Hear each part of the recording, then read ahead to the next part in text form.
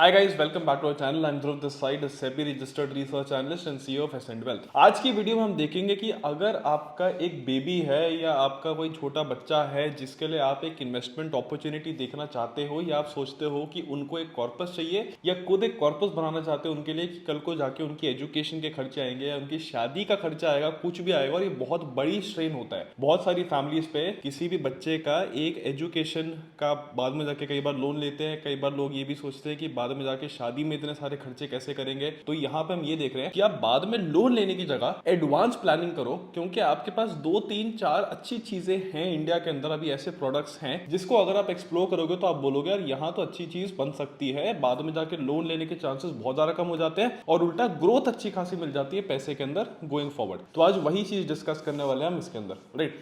किसी भी girl child के लिए नंबर 1 पॉइंट आपको पता होगा कि इंडिया के अंदर क्या होता है, सुकन्या समृद्धि योजना SSY होता है, ठीक है। इस पर मैं 2 मिनट में कवर कर देता हूँ बिकॉज इससे बेटर म्यूचुअल फंड भी हैं और आपको बताऊंगा कि इससे बेटर म्यूचुअल फंड क्यों है। तो यहाँ पे बेसिकली हो क्या रहा है कि अगर आपकी गर्ल चाइल्ड 10 साल के अंदर है, आप बेसिकली इसको खोल सकते हो कोई भी बैंक या पोस्ट ऑफिस के साथ, बट आप साल का सिर्फ मैक्स 1.5 लाख रुपए ही डाल सकते हो। किसी को 2 3 लाख रुपए साल डालना है वो यहाँ पे आपको चांस नहीं मिलेगा। प्लस नए टैक्स रिजीम के अंदर बहुत बड़ी चांस है कि यहाँ पे आपका जो डिडक्शन मिलती थी आपको 80C के अंदर, ये वाली चीज भी आपकी गायब हो जाएगी बिकॉज बाकी स्टैंडर्ड डिडक्शन और वो सब चीजें भी नई टैक्स रिजीम के अंदर गायब होगी। तो टैक्स बेनिफिट इसमें आपको नहीं मिलेगा। एडवांटेज बस आपको ये लगता है कि यार एंड ऑफ द टेन्योर मेरे को ये जो सारा का सारा पैसा है टैक्स फ्री विड्रॉल हो जाएगा। क्यों? क्योंकि मेरे को यहाँ पे 8.1 8.2% के आसपास एनुअल ग्रोथ मिल रही है, but end of the tenure ये चीज मेरे को टैक्स फ्री मिल जाएगी। नंबर 1 पॉइंट, ठीक है। तो आप ये समझ सकते हो कि यहाँ पे आपको क्या है, एक तो इसमें प्रॉब्लम ये होती है कि आप फुल विड्रॉल भी नहीं कर सकते हो क्योंकि इसमें पार्शियल विड्रॉल भी होता है और आपको लगेगा कि 8.1 8.2% है, ये FD से थोड़ा ऊपर है, 1.5 2% के आसपास ऊपर है, बट इतनी अच्छी स्कीम नहीं लगती क्योंकि आपको हर साल टैक्स बेनिफिट नहीं मिलेगा और ये सब चीजें नहीं होंगी, ठीक है। ये वीडियो पॉसिबल हुई है मनी 360 ऐप की वजह से, जहां आप इन्वेस्ट, देख और ट्रैक कर सकते हैं अपने सारे म्यूचुअल फंड्स को एक ही जगह पर। चैनल के पहले 1000 लोगों के लिए मनी 360 ऐप आपको एक फ्री डेडिकेटेड एडवाइजरी भी दे रही है एक रियल क्वालिफाइड पर्सन से, जो आपको ये देख के बता सकते हैं आपको नई SIP नए लमसम कहां पे लगाने और आपके पुराने फंड्स को आप क्या कर सकते हो जिससे वो आपके थोड़ी सी परफॉर्मेंस बेटर हो जाए। ऐप में फंड कंपैरिजन के अलावा AI पावर्ड रिस्क प्रोफाइलिंग भी है और यहाँ पे आपको पर्सनलाइज सजेशंस भी आते हैं कि आपको कौन से फंड लेने चाहिए अपने गोल्स के हिसाब से। तो म्यूचुअल फंड से रिलेटेड चाहे कुछ भी हो, taxation, new fund offer, SIP, STP, SWP, lump sum, इस ऐप के अंदर आपके लिए सब कुछ है। नीचे लिंक डिस्क्रिप्शन में दी हुई है, कमेंट बॉक्स में भी दी हुई है, जाके आज ही मनी 360 ऐप डाउनलोड करें और इसके साथ वीडियो पे वापस आते हैं। तो इसीलिए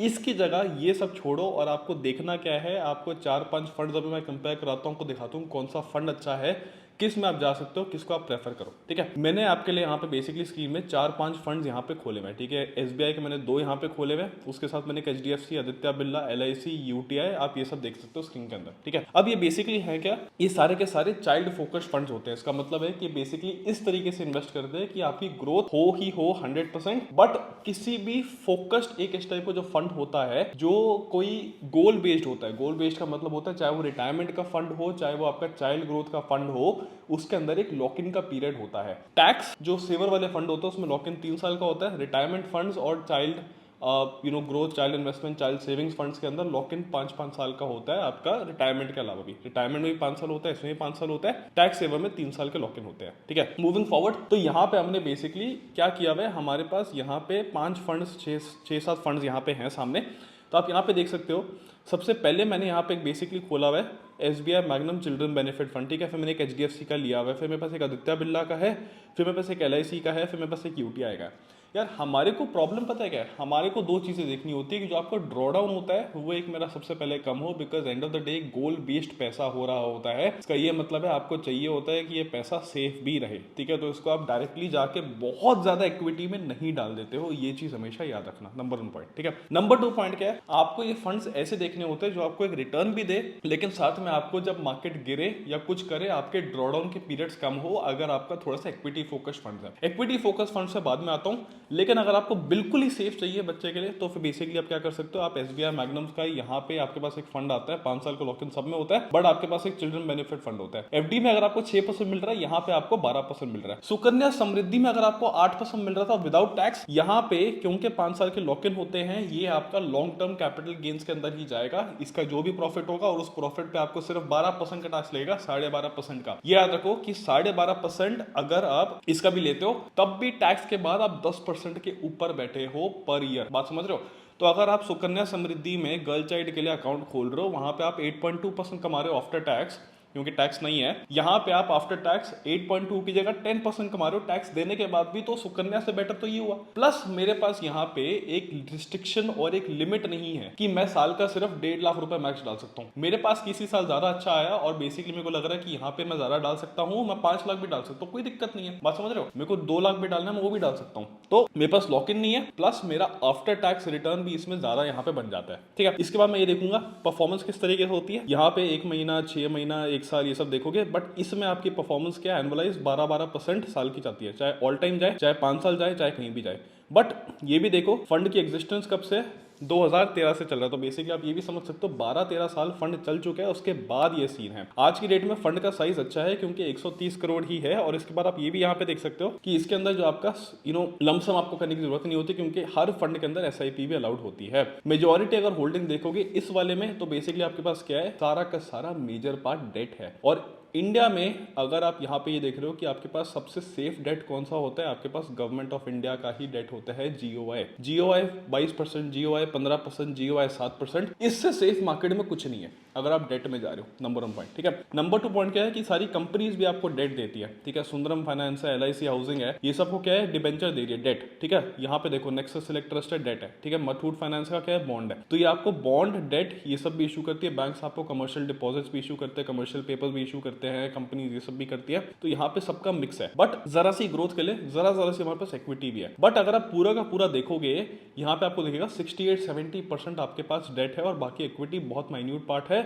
और इसके साथ अभी फंड साइज छोटा है कि कल को बहुत ज्यादा लोग इसमें आ जाए, उससे बेटर है कि छोटे फंड में ही घुसो, क्योंकि वहां पे रिटर्न बेटर होता है। तो अगर आप एक ऐसा फंड देख लो जिसमें आपको सालाना 12% फिक्स के आसपास बनता रहे, यहाँ पे बेसिकली आपके पास यही वाला फंड है, क्योंकि इसमें कंपाउंडेड आपका इस तरीके से बन जाता है। ठीक है, क्योंकि आपका डेट का पोर्शन मेजर है, तो इस तरीके से होता है। डाउन साइड बस यही है कि 5 साल का आपके पास लॉक इन होता है। मूविंग फॉरवर्ड, अगर आप थोड़ा सा एग्रेसिव में जाना चाहते हो कि आपके पास रिस्क टेकिंग एबिलिटी है, प्लस आप लेना चाहते हो, कोई दिक्कत नहीं है। आप यहाँ पे ये भी देख सकते हो कि आपके पास और भी आते हैं जिसमें इन्वेस्टमेंट वाले प्लान होते हैं। मैं सबका 3 ईयर भी आपको दिखा रहा हूँ, एक बार सबको 3 ईयर खोल देता हूँ। 3 ईयर में अगर मेरे पास, या 5 साल खोल देते हैं, 5 साल मेरा अगर 30% एनुअलाइज जा रहा है, ठीक है, कोई दिक्कत नहीं है। इसके अंदर फंड साइज लेकिन इसमें 4700 करोड़ है। सिमिलरली अगर मैं एचडीएफसी खोलूंगा, 5 साल खोलूंगा, मेरा यहाँ पे 16% के आसपास है, फंड साइज 10,000 करोड़ है। एचडीएफसी बहुत ज्यादा लोग प्रेफर कर रहे हैं। ठीक है, आदित्य बिरला मैं खोलूंगा 1000 के आसपास है। बट यहाँ पे मेरे ये वाले जो ड्रॉडाउन हैं, ये जो पीक है बीच बीच में जो लंबी नीचे जाती है, मुझे ये वाली चीज मिनिमाइज करनी है, जो यहाँ पे एचडीएफसी में थोड़ी सी कम है और एसबीआई मैग्नम इस वाले में तो बहुत ही कम है। उसके साथ मैं देखूंगा एलआईसी, मुझे क्या दिख रहा है कि 5 साल मेरा रिटर्न क्या बन रहा है, बहुत गंदा 10%। बट ये जो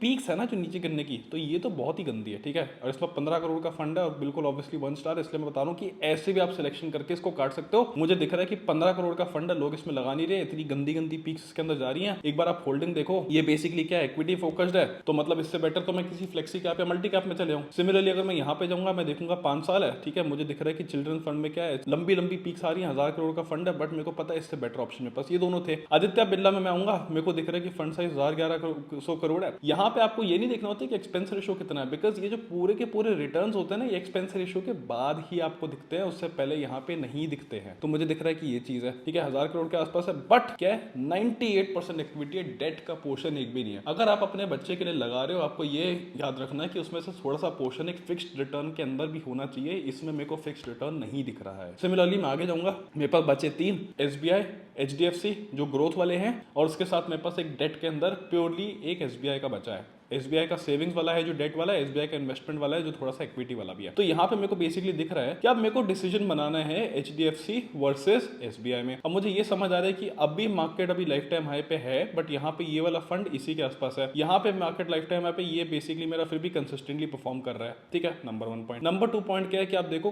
कॉम्पोजिशन कितना है, इक्विटी 81% और कैश 17% इसमें पड़ा हुआ है। एचडीएफसी के अंदर मेरे पास कितना है, इक्विटी 65% है, डेट 29% है, इसलिए यहाँ पे रिटर्न कम होता है। ठीक है, तो अगर आपको कंसिस्टेंट एक डेट प्लस इक्विटी का कॉम्बिनेशन चाहिए अपने बच्चे के लिए, जिसमें बेसिकली आपका 15-16% टाइप्स का सालाना बनता रहे, आपके पास बेसिकली एचडीएफसी का चिल्ड्रंस वाला प्लान है जिसको आप एक्सप्लोर कर सकते हो। नीचे जाओगे थोड़ा सा और देखोगे एक्सपेंस रेशियो आपका बेसिकली 0.9% है। यहाँ पे भी आप देखोगे एक्सपेंस रेशियो क्या है, इससे आपको फर्क नहीं पड़ता क्योंकि इन सब में 0.9 0.8 के आसपास ही होंगे। डिफरेंस कहाँ पे आता है, डेट वाले में। ये वाला जो एसबीआई का था ये आपका बेसिकली डेट वाला आता है, यहाँ पे भी आपका 0.86% है, बट अगर आप प्योर डेट में जाते हो वहाँ पे थोड़ा सा कम आता है, बट यहाँ पे अगर आपको 12% डेट पे मिल रहा है तो ये बेसिकली आपके पास बेटर होता है। यहाँ पे आपको देखना क्या है, अगर आपको प्योरली एक डेट वाला स्टैंड पॉइंट चाहिए जिससे बेसिकली होगा क्या है कि आपका एक रिटर्न अच्छा बन जाए लेकिन आपका रिटर्न सेफ बने, आपकी कैपिटल थोड़ी इंटैक्ट रहे, आपके पास ऑप्शन आता है एसबीआई का बेसिकली यहाँ पे ये वाला जो है सेविंग्स वाला जो फंड है चिल्ड्रन का, ये वाला आपके पास ऑप्शन आता है क्योंकि उसमें मेजोरिटी आपके पास डेट वाला पोर्शन है। एक ऑप्शन हमारे पास ये होता है, ठीक है। अगर आपको थोड़ा सा इक्विटी मिक्स करना है कि मुझे 12% की जगह मेरे को थोड़ी ग्रोथ भी चाहिए, मेरे को 15% या 20% 30% इस बीच में जा सकता हूँ थोड़ा सा, तो आप बेसिकली आपके पास एसबीआई का यहाँ पे जो इन्वेस्टमेंट वाला एसबीआई है ये वाला कर सकते हो, नहीं तो आपके पास एचडीएफसी में चिल्ड्रंस फंड सिर्फ एक है, आप इसमें जा सकते हो। यहाँ पे डेट और इक्विटी का कॉम्बिनेशन है इसलिए आपका एनुअलाइज 15-16 के आसपास है। एसबीआई वाले उसमें बेसिकली आपका मेजोरिटी इक्विटी है, बट इक्विटी को भी अच्छे से मैनेज कर रहे हो इसलिए बेसिकली आपका 30% के आसपास है। तो यहाँ से आपको ये समझ आता है कि यहाँ पे आपकी जो मार्केट है इसके अंदर आपको दो चीजें देख के समझ आती है। अगर आप एक अच्छे म्यूचुअल फंड के अंदर जा रहे हो, बेसिकली चाइल्ड फोकस्ड भी हो, उसके अंदर भी अगर आपको लगता है कि टैक्स देना पड़ेगा लेकिन आपको गवर्नमेंट स्कीम्स मिल रही है जिसमें आपको टैक्स नहीं देना पड़ रहा है, ये याद रखो कि यहाँ पे आप टैक्स देने के बाद भी गवर्नमेंट स्कीम से ज्यादा कमा रहे हो जहां पे आप टैक्स नहीं दे रहे हो। नंबर 1 पॉइंट, ठीक है। नंबर 2 पॉइंट है कि इसमें से कौन सा आप सिलेक्ट करोगे ये भी आपका डिपेंड करता है कि आपकी रिस्क एपेटाइट कितनी है और आपको एसेट एलोकेशन किस तरीके से करनी है, कि आपको डेट में ज्यादा जाना है या आपको प्योरली डेट में जाना है या आपको डेट और इक्विटी का मिक्स करना है या आपको प्योरली इक्विटी में जाना है। तो जिसके लिए आपको 3 ऑप्शन मैंने दिखा दिए जिसमें से 2 एसबीआई के थे और एक एचडीएफसी का था। ये गवर्नमेंट की काफी सारी स्कीम्स है लेकिन उससे बेटर ये वाले फंड्स ही आपके लॉन्ग टर्म परफॉर्म करेंगे। ये चीज आप आज भी लिख के ले लो, ये चीज आपको हिस्टोरिकली भी दिख रही है और इस तरीके से ही मार्केट परफॉर्म करती है। तो राय ये निकलती है कि आप कल को जाके जब आपके बच्चे बड़े हो जाए, कल को जाके आप ये मत सोचो कि कल को मेरे को लोन लेना पड़ेगा या मेरे को कल को शादी करानी है, एजुकेशन के लिए बहुत खर्चा लग रहा है, किसी और चीज के लिए बहुत खर्चा लग रहा है। आप उनके नाम पे पहले ही ये वाली चीज स्टार्ट करके शुरू कर सकते हो। आपको ये चीज ये भी नहीं करनी कि उनके नाम पे करो, अकाउंट खोलो, ये करो, मेहनत करो। आप अपने नाम पे भी डायरेक्टली शुरू कर सकते हो। आप उनको नॉमिनी और वो सब भी ऐड कर सकते हो, बच्चों को जॉइंट होल्डर भी कर सकते हो। उस तरीके से भी आप यहाँ पे स्टार्ट कर सकते हो कि जिससे आपका ये चीज सॉर्ट रहे। कल को आपको लगेगा टैक्सेशन आपके अकाउंट में बहुत ज्यादा लग रहा है तो आपका अगर आप इसमें बुक करोगे तो आपको सरचार्ज भी लग जाएगा, तो आप सारा एक साथ बुक ना कीजिए। आप क्या कीजिए, थोड़ा सा गिफ्ट कर दो अपने बच्चे को, उनके नाम पे बुक कर दो क्योंकि उनका